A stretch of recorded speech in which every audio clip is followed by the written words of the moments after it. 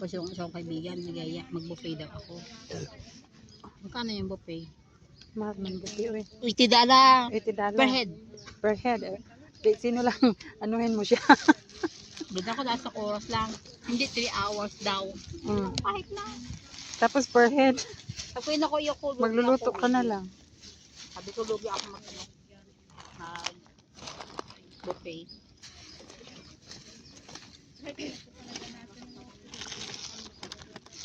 May chocolate ako dito dala eh.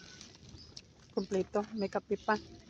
O kasi mamaya yan. Yung init papunta dito, be. Wala na yan mamaya. Wala na yung mamaya. Pag ready ko yan mamaya sa ano. Sa pag nag-inom. Kaya pala. Tissue.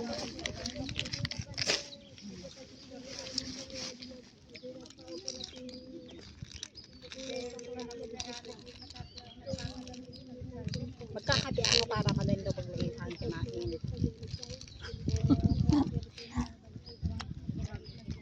Ako dati talaga yung kape. Paggising, tapos sa umaga, bago magtanghalian, tapos bago mag-dinner. Ano kung lagi niyan, hindi umiinom ng tubig. Ginawa kong tubig yung kape. Pag hindi kasi juice.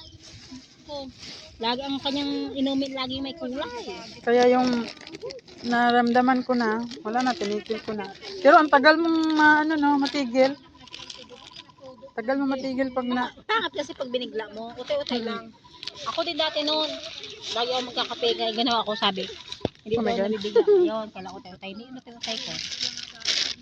Sige, hindi na ako dati.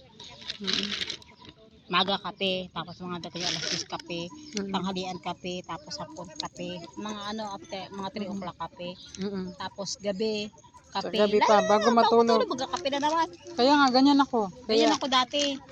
Sabi, huwag mo na bigla. Sige, hindi in-skip ko na yung alas 10. Utay-utay lang hanggang ngayon, 1 coffee a day. Pag minsan ay talaga inaantok ako, nagkakape ako. Kagaya kahapon, nagkape ako kasi nga, napagod daw kay Lolo. Alam mo yung, init pa. ang lakad niya gano'n na gano'n na siya.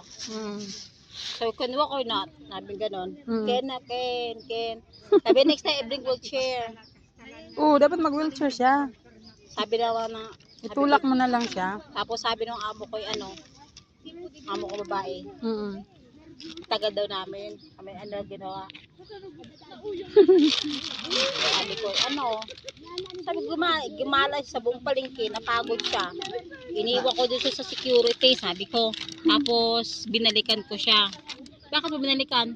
Kasi gidi-gidi na siya.